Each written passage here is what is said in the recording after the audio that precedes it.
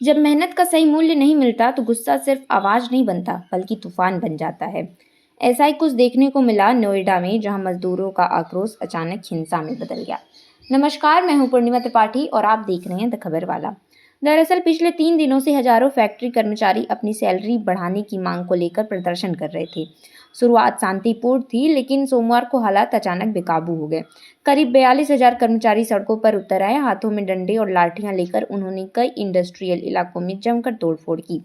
तस्वीरें बेहद चौंकाने वाली हैं। 350 से ज़्यादा फैक्ट्रियों में नुकसान, 150 से ज़्यादा गाड़ियों को तोड़ा गया और 50 से ज़्यादा वाहनों को आग के हवाले कर दिया गया। स्थिति इतनी गंभीर हो गई कि पुलिस को भारी बल तैनात करना पड़ा।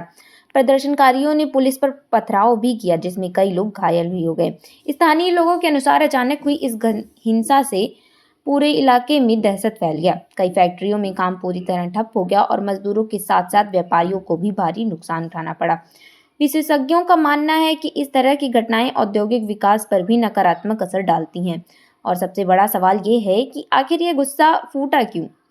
इसकी जड़ में है सैलरी का बड़ा अंतर। पड़ोसी राज्य हरियाणा में हाल ही में मजदूरों की सैलरी में लगभग 35% तक बढ़ोतरी की गई, जबकि उत्तर प्रदेश, खासकर नोएडा में मजदूरों को उतनी बढ़ोतरी नहीं मिली।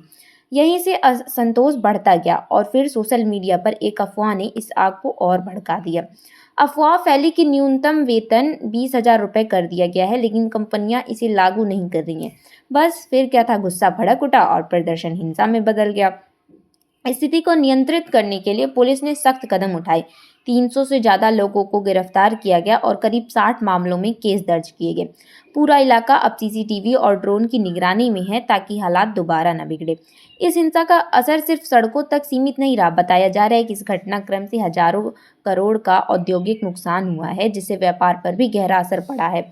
घटना के बाद सरकार भी तुरंत हरकत में आई। देर रात तक एक हाई लेवल बैठक बुलाई गई, जिसमें मजदूरों की मांगों पर चर्चा की गई। बैठक के बाद सरकार ने बड़ा फैसला लेते हुए मजदूरों के वेतन में लगभग 3,000 रुपये तक की बढ़ोतरी का ऐलान किया। नई सैलरी 1 अप्रैल से लागू करने की बात कही गई है। फिलहाल हालात नियंत्रण में बताए जा रहे हैं, लेकिन इलाके में सुरक्षा के कड़े इंतजाम अब भी जारी हैं। अब सभी की नज़र इस बात पर है कि क्या ये फैसला मजदूरों के गुस्से की तरह शांत कर पाएगा, या आने वाले दिनों में फिर ऐसा कोई विवाद देखने को मिल सकता है।